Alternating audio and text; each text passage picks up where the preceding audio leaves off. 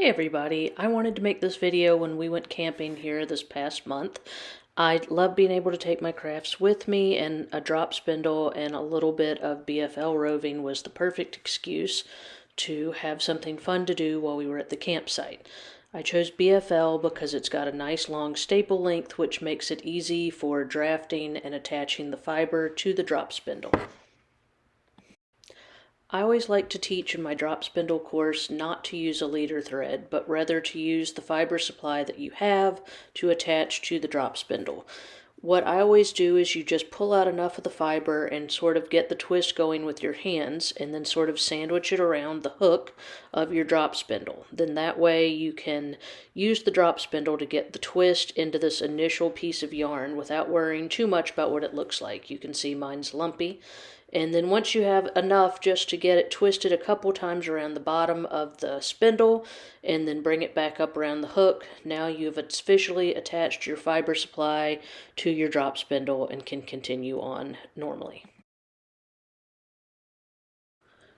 Once you've attached your fiber supply to the drop spindle, you can continue along with your usual set of drafting the wool, making yarn, and then when you get it long enough, unhooking it from the top of your spindle and then wrapping it around the bottom, leaving enough wool to bring it back up to the top, and then continuing this pattern over and over again of spinning yarn, unattaching it, wrapping it back onto the shaft, and then pulling enough up to the side to continue on with your spinning process.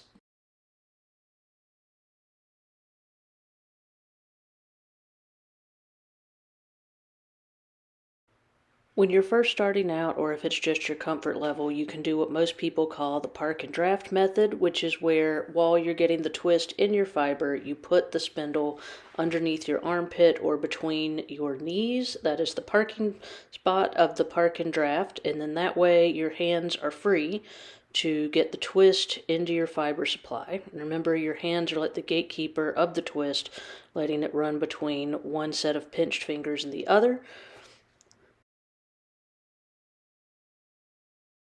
Another method that I really prefer, and you may prefer as well, once you get going, you can actually just let the drop spindle twist all the way down to the ground. It's okay if your fiber supply drops, and my biggest tip with this is to not get caught staring at the spindle, worrying about what direction it's going, and then you just let it drop till it gets all the way down. So the shorter you are, that's not going to be as long.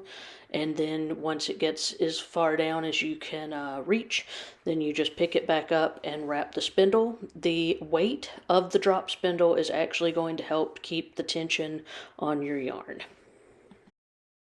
If you would like to know more about these advanced techniques or just getting started with more step-by-step directions, please check out my drop spindle course, which you can find on my website, feralscene.com.